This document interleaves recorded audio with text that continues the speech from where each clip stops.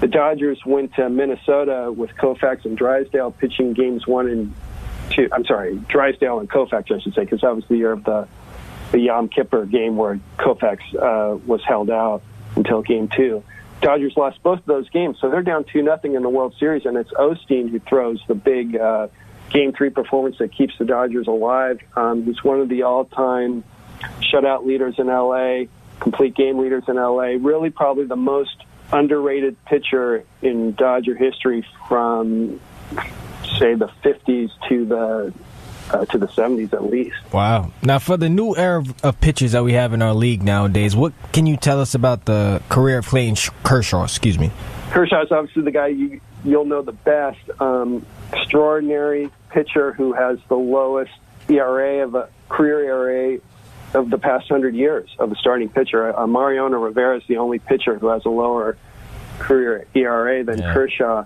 And I think he's someone whose excellence has been there for so long that you might lose sight of it. And his postseason record is better than I think he's given credit for. It is missing it's missing a World Series title, and it's missing the coup de grace game. But the idea that he's this sort of constant choker in the postseason, I don't know if that reaches you guys, but it's a big topic of conversation here in Los Angeles. And it's not true. He's had fantastic postseason starts, most recently in Game 1 of the World Series this past year. And he even had the 4 shutout innings of relief in Game 7 on 2 days rest. But yeah, when it came time to sort of seal the deal in Game 5, he had 2 leads in Game 5 in Houston, and he got tagged for several runs, and depending on what happens in his future, he'll probably always carry that around. But I really hope it doesn't cloud his legacy too much, because he is truly a contender for greatest pitcher of all time. He's right up there with the very, very best that have ever played the game. Yeah, if he had stayed healthy, it would have been interesting to see how his career would have gone. Talking to Jon Weisman, the author of Brothers in Arms, Koufax, Kershaw, and the Dodgers' extraordinary pitching tradition. And, John, I'll get you out on this. Would you be able to describe to us the career of my uncle's favorite player, Fernando Valenzuela? Yes. Well, we love Fernando. Fernando came up, I was a teenager, or I guess I was 12 when he first came up in 1980, and he was sort of this mystery reliever that had just been signed up by the Dodgers out of Mexico the year before, and he didn't allow an earned run. He had a 0.00 ERA as a reliever down the stretch, and then he sort of accidentally ended up as the opening day starter in 1981 because something like 3 members of the Dodgers starting rotation suffered injuries during the last week of spring training. And he pitched a shutout, and of course Fernando Mania was born. He won his first 8 games with a 0.50 ERA and was a phenomenon not just nationally among baseball fans, but culturally across the United States. It was, I think we sort of assume baseball is an international sport because so many players from all around the world have now sort of taken a significant part in the game, Ohtani, for example, being the latest. But it was, and it's not like there weren't players from other countries before Fernando, but I don't think anything before or since has resembled the phenomenon that Fernando was. I got to know him in the past few years. Just a lovely human being and a great guy, but it couldn't have happened to a nicer guy. But he was the biggest steal in baseball in a way that I don't think people even can conceive of right now. All right, John, thank you for your time. Oh, appreciate it. Thank you. Take care. Thank you. All right, that was Jon Weisman. His book is Brothers in Arms, Koufax, Kershaw, and the Dodgers' extraordinary pitching tradition. Let's take a quick break, but first, I gotta tell you about a great show that we have on this station. It's the Rare Groove Session. It's on Saturdays at midnight. Take a mind excursion into soul music with my pal DJ Solero as he covers the artists of the 60s and 70s with an accent on rock.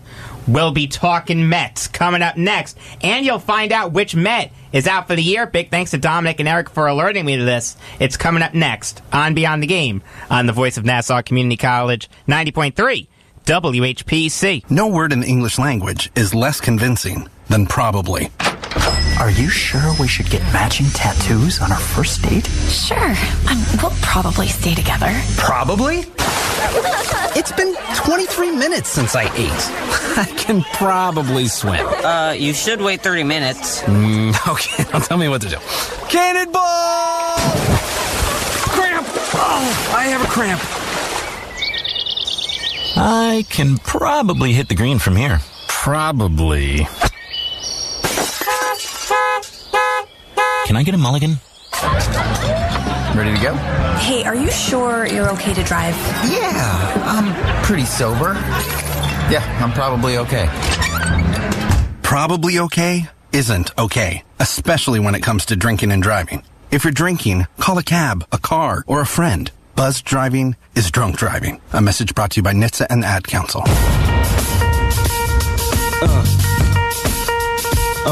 Yeah. Hey, check it out. I'm gonna need you to turn up your volume. No.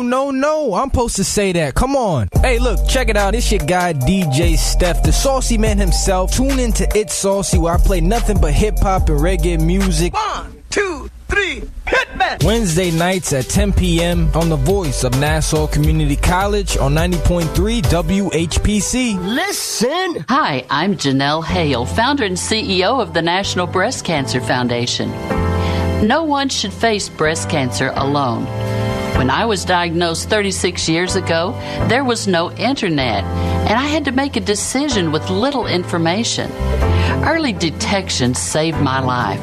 It could save yours too. Learn what every woman needs to know about breast cancer. Visit nbcf.org. Hi, my name is Jacob Volk. My name is Jacob Volk. My name is Jacob. This is why he's sitting down, because a real Slim Shady is actually standing up. Exactly! Will the lazy Jacob Volk please sit down? You're listening to Beyond the Game on the Voice of Nassau Community College, 90.3 WHPC. We are live twice a week, Tuesdays at 5 p.m. and Fridays at 3 p.m. I am Jacob Volk. You can follow me on Twitter at RealJacobVolk. Sitting across from me, Dominic Arbolino, who you can follow on Twitter at Darbs5258, and Eric Fischetti, who you can follow on Twitter at Sergeant Fish. Number to call if you have something on your mind is 516-572-7440.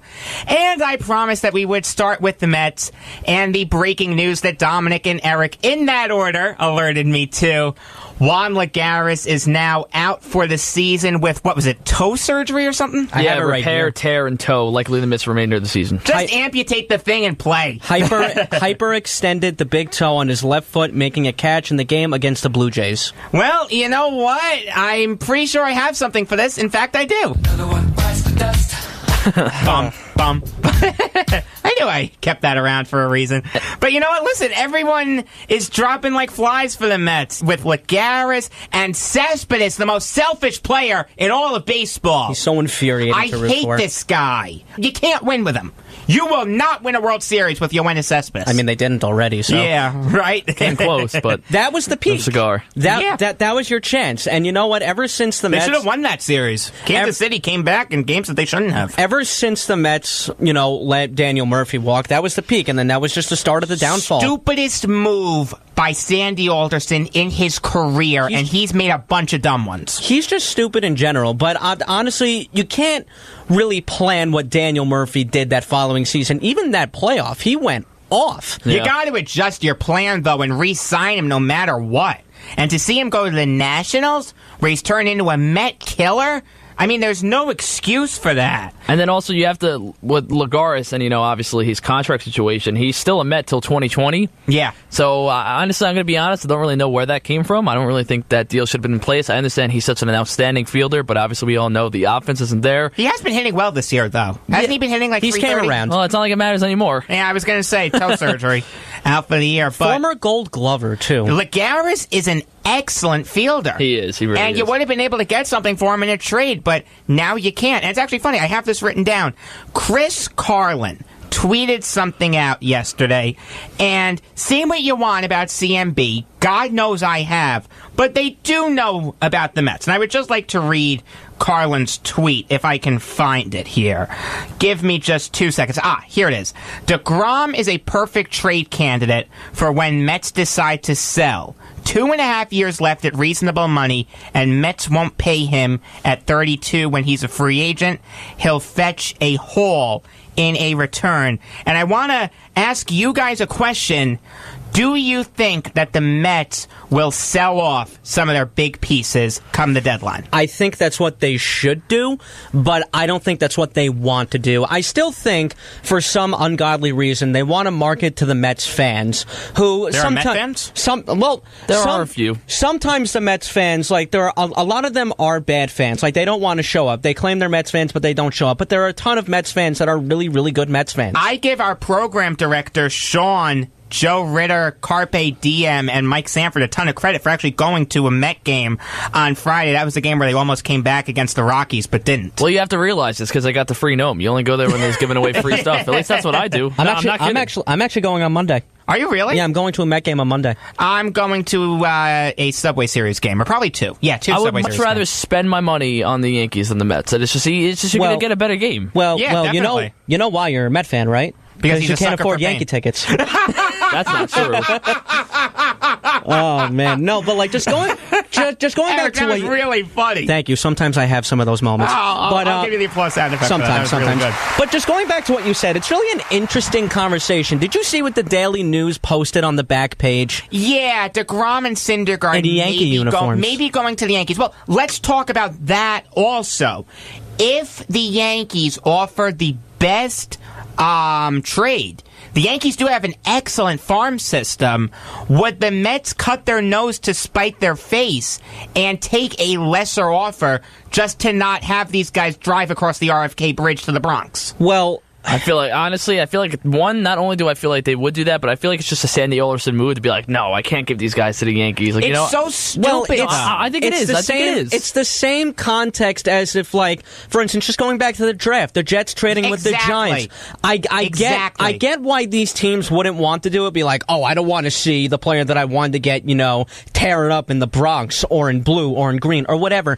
If it's a trade that works out for both sides, what's the problem? Here's the counter to that. The Giants could have traded that pick to the Jets or the Broncos, whoever, or they could have taken Saquon Barkley, who's going to be the running back for 10 to 15 years. Hopefully. That's fine. The Mets are going to lose Jacob DeGrom in 2 years and Syndergaard in, I don't know when his contract ends up. I think 3. Off the top of my head, Dominic, check for me when Noah Syndergaard's contract is up. But that's the alternative. The Mets don't have another alternative other than to trade these guys. Because they're not going to win a World Series with them. Well, not anytime soon. I agree with you there. Like 2015 was their peak. And they're not going to win a World Series in the 2 years that they have DeGrom signed for. And they're not going to give DeGrom the money. I mean, they didn't give Murphy the money. 2022 for Syndergaard, by the way. 2022, so that's in 4 years. You know what? I don't think the Mets are even winning a World Series in 4 years. The Mets need to do what the Marlins did. Fire sale? I have 6 guys written down here. 2 of these guys, they definitely should trade. Adrian Gonzalez, you could get something for. There are teams that need DHs out there, and Gonzalez is hitting .255, I think, with like 6 home runs. He does still have some value, and Asdrubal Cabrera is having a career year. Asdrubal Cabrera is very good this year. You could get a lot. Yeah, from I was him. just going to say too, because I actually had that written down that he's been almost like a pleasant surprise for the Mets this year. Because he's been the best hitter on the Mets. 320, 6 home runs, 24 RBIs, and especially for a guy who requested a trade last year. Yeah, because he come moved back positions. And do this. Yeah, he's been the only bright spot for the Mets thus far. Familia? I would say that Cabrera is more of an impact than Familia right now. That is true. I'll give you that because you see Cabrera every day as opposed to Familia because we all know that the Mets are not having too many safe situations. And I've got 4 guys written down here. I did have Lagares written, but with him having surgery, that obviously goes out the window. I can see that eventually happening, them trading Lagares. Yes, but not anytime soon. Not this year. Conforto or Nimmo, I think, could be traded. Jacob DeGrom, definitely. Juris Familia, and Noah Syndergaard. Okay. So they're really just getting rid of everybody. They're doing a full-on Marlins. Tell me if you think the Mets are going to win a World Series with those guys. No, to be honest, I don't think they're in any situation to win a World Series right now. I'm not going to say it's necessarily like their fault